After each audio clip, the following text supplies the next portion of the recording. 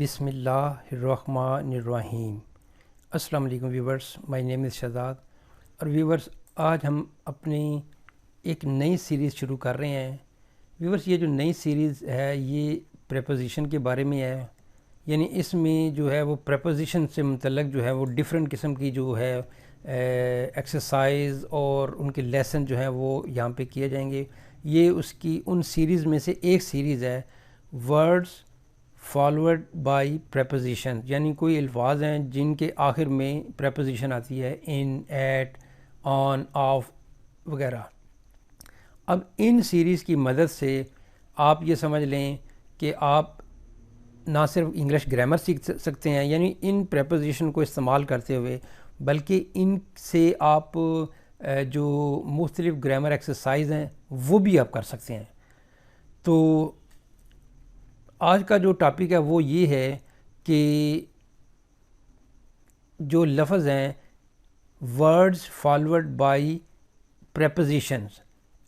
اب یہاں پہ ایک لفظ ہے جی ابائڈ، اس کو یہ فالو کر رہا ہے، اس کے آگے ہے بائی۔ جب یہ لفظ کے آگے پریپوزیشن لگائیں گے تو اس کا میننگ بن جائے گا پابندی کرنا۔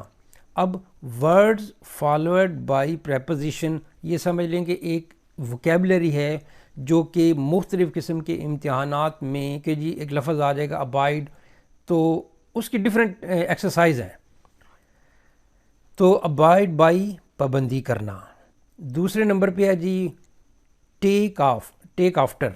ٹیک آفٹر، جب ٹیک کا ویسے تو مطلب ہے کہ لینا، لیکن جب ٹیک آفٹر ہو جائے گا تو پھر اس کا مطلب بن جائے گا مشابت ہونا، کسی کی ہم شکل ہونا، کسی کی طرح شکل ہونا۔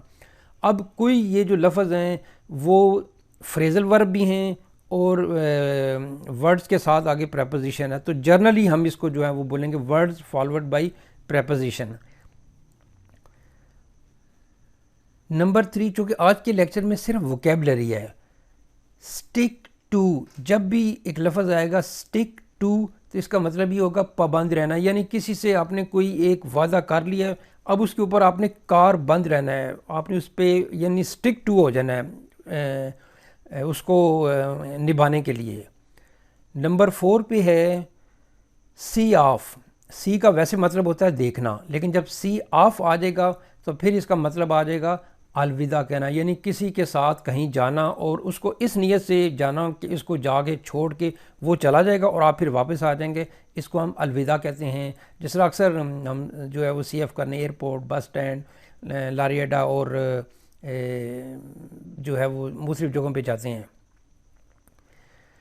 نیکسٹ ہے جی نمبر 5 پہ سوری فار۔ سوری ہوتا ہے جی افسوس، اور سوری فار ہو جائے گا تو ہوگا افسوس ہونا، افسوس ہونا۔ نمبر 6 پہ آ جائے گا ڈیل ان۔ ڈیل ان کا مطلب ہوتا ہے کہ کاروبار کرنا۔ ویورز، ان کے جو ہوں گے یہ ورڈ فالوڈ بائی پریپوزیشن، جن کو ہم کسی کو فریزل ورب بھی بولیں گے، یعنی ورب کے ساتھ جو آگے پریپوزیشن آئے گی، تو ان کے سینٹینس بھی بنائے جائیں گے، ان کی ایکسرسائز بھی بنائی جائے گی، ان پریپوزیشن کی لسٹ بھی دی جائے گی، یعنی ان سیریز میں پریپوزیشن سے متعلق جو کچھ بھی ہے فرام اے ٹو زی وہ انشاءاللہ ان سیریز میں دیا جائے گا۔ تھوڑا سا یہ ڈیفرنٹ قسم کے جو ہے نا وہ سٹائل میں آئیں گی چیزیں۔ تو ڈیل ان ہو جاتا ہے، جب ڈیل ان کا مطلب آئے گا تو اس کا مطلب یہ ہوگا کاروبار کرنا۔ اگر آپ کے سامنے ایک لفظ لکھا ہوا ہے کاروبار کرنا تو اس 3 چیزیں دی ہوں گی، تو ان میں سے آپ نے چوز کون سا کرنا ہے؟ Deal in.